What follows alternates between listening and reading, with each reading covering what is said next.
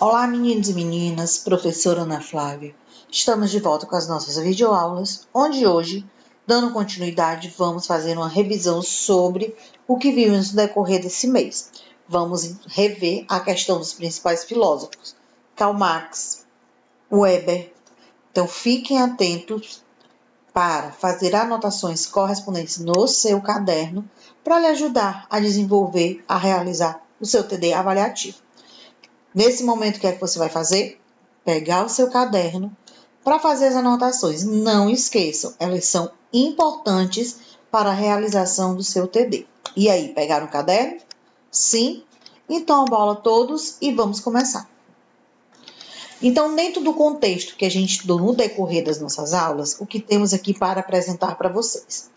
Max Weber, ele foi um importante sociólogo, jurista, historiador e economista. E olha uma outra informação, lembrando que aqui é aula de revisão. Max Weber, ele foi um alemão, então isso significa que ele era um filósofo alemão, mas além de filósofo, ele também era sociólogo, jurista, historiador e economista. Weber, ele foi considerado um dos fundadores do estudo sociológico moderno. Professora, e o que é esse estudo sociológico moderno? É o estudo da sociedade, compreender os aspectos da nossa sociedade no meio que vivemos, então apresentando sempre novas características. Seus principais estudos de quem, professora? De Weber. Eles são importantes nas áreas da sociologia da religião, da sociologia política, da administração pública relacionadas com o governo e da economia. Por quê? Que os pensamentos, os estudos, as ideias desenvolvidas por Max Weber são importantes para a religião, política, administração pública e a economia, porque a gente retorna ao que eu falei anteriormente, está relacionado com as novas características do nosso mundo, ou seja, a forma como as pessoas se comportam. Um dos seus principais trabalhos foi A Ética Protestante e o Espírito do Capitalismo. A sociologia de Max Weber, ela tem como base a compreensão da ação do indivíduo, onde essa compreensão está relacionada com o modo que o indivíduo representa, o seu modo de pensar, de agir, realizar suas coisas. Então, é a compreensão de uma ação individual. Para ele quem? Max Weber, a objetividade, ou seja, o objetivo da sociologia está na ação individual, ou seja, na nossa própria ação, que é sempre orientada pelas ações dos outros indivíduos. O que isso significa? Que a nossa ação individual, ou seja, a gente age, nós agimos de acordo com ações de outras pessoas. É aquilo que a gente costuma dizer, toda ação tem uma reação. A mais-valia absoluta configura-se no aumento da produção de mercadorias por meio da intensificação do uso da força de trabalho, sem que haja aumento no custo de produção. É uma das formas relacionadas com o pensamento, geração de emprego, geração de renda, aqui levando para o campo capitalista, ou seja, para o mercado de trabalho. A mais-valia absoluta quer dizer o que é mais valioso, o que tem um maior potencial, que gera algo lucrativo para alguém. É a produção de mercadorias, então é o aumento dessa produção, é a intensificação da força de trabalho. Que é essa intensificação, professora?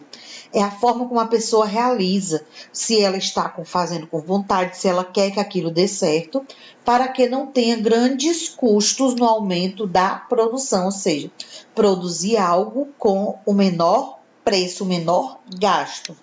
O trabalho ele é explorado e o lucro ele é obtido. A produção de mais-valia está relacionada com o modo de produção capitalista.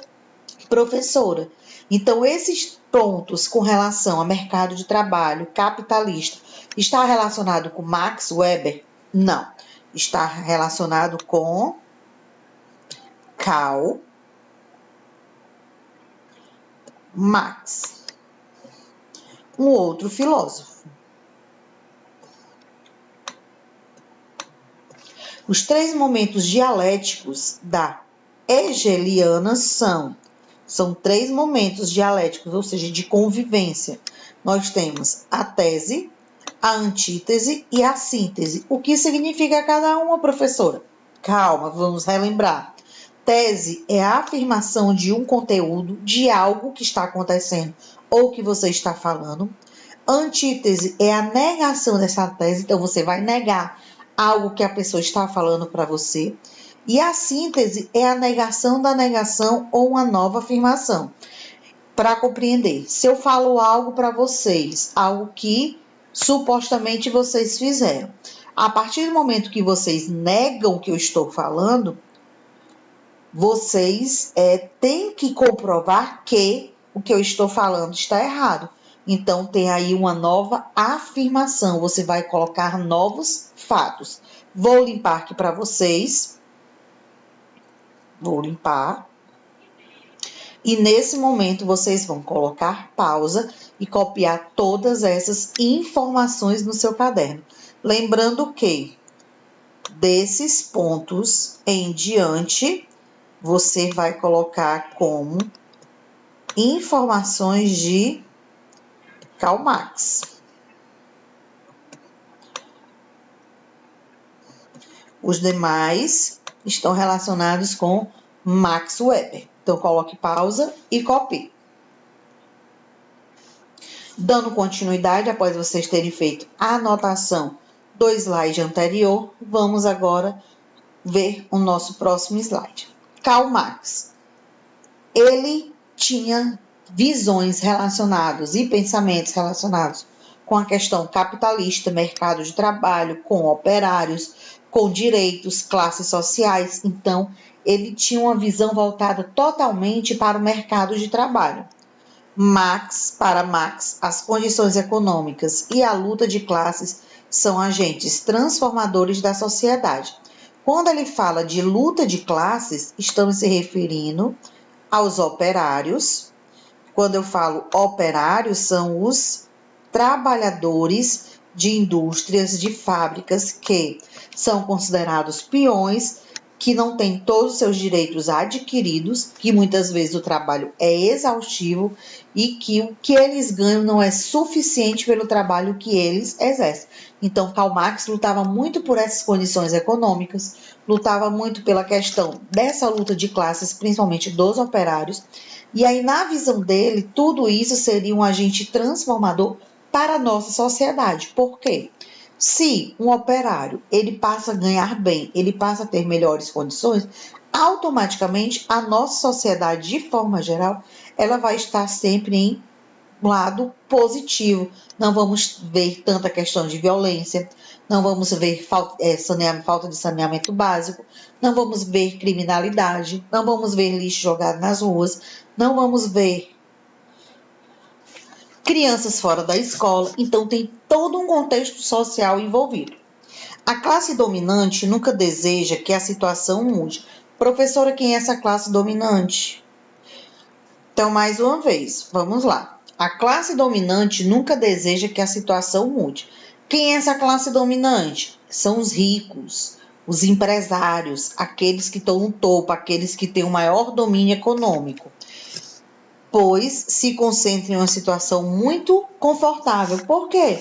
Porque eles usufruem dos benefícios através da exploração da classe trabalhadora. Já os desfavorecidos, quem são esses desfavorecidos na visão de Karl Marx? São os operários, são os peões, como a gente costuma dizer, é a classe mais pobre. Tem que brigar pelos seus direitos. E esta luta é que moveria a nossa história. O que isso quer dizer? Que a nossa história trabalhista, a nossa história de economia, gira em torno dessa luta das classes sociais, da luta de classes operárias. Marx pensava que o triunfo do proletariado faria surgir uma sociedade sem classes. Ou seja, na visão de Karl Marx, essa luta de classes poderia gerar uma nova situação positiva e que essa situação seria o quê? Seria a questão de que as classes se respeitassem. Isto seria alcançado pela união da classe trabalhadora organizada em torno de um partido revolucionário.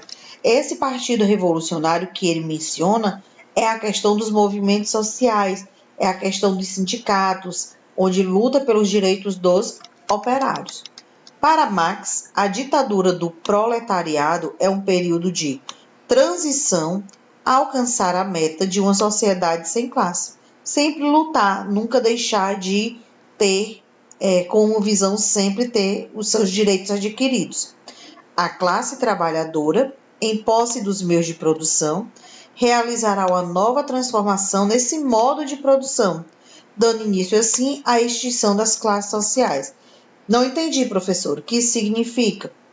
Que a classe trabalhadora, ela pode sim se tornar um meio de produção e propriamente transformar essa produção e acabar com essa questão de classes sociais. Eles terem os mesmos direitos e terem as mesmas igualdades, ou seja, usufruir dos benefícios que o seu trabalho, o seu esforço traz para os seus patrões. Então, eles usufruírem desse direito. Dentro disso, nós temos o materialismo dialético. O que isso significa? A dialética marxista, porque está relacionada com Karl Marx, considera o movimento natural da história e não, olha a palavrinha não, e não admite sua maneira estática e definitiva. O que isso quer dizer? Que, na visão de Karl Marx, o materialismo dialético, ele está sempre em constante mudança, em constante modificação, em constante transformação. Sendo assim, a história, quando é analisada como algo em movimento, torna-se transitória, que, por sua vez, pode ser transformada pelas ações humanas. Olha a palavrinha que eu mencionei para vocês anteriormente: transformação, modificação. Então, está relacionado, sim, com o materialismo dialético, está relacionado com a visão de Karl Marx, está relacionada com a questão trabalhista, com a questão operária e com o sistema econômico relacionado, que é o capitalismo. Neste momento, vou limpar a tela para vocês. Vocês vão colocar pausa na aula e copiar todas essas informações que são importantes para a realização do seu TD. Após vocês terem feito as observações, terem anotado no seu caderno os pontos importantes de revisão do conteúdo que a gente estudou neste mês. Lembrando a vocês que essas anotações elas devem ser enviadas no CLES como nota de atividade, lembrando que suas atividades elas contabilizam para a sua média, então ela ajuda com a nota do seu TD. Lembre-se que sempre devem ser enviadas no CLES. Então, você tira a foto do seu caderno, envia a foto no prazo de entrega, que também sempre está lá no CLES, orientando data de entrega, tipo de atividade e na sua agenda online. Fiquem atentos a isso. Qualquer dúvida que vocês tiverem, podem perguntar no CLES. Essa foi a nossa revisão. Até a nossa próxima aula. Tchau!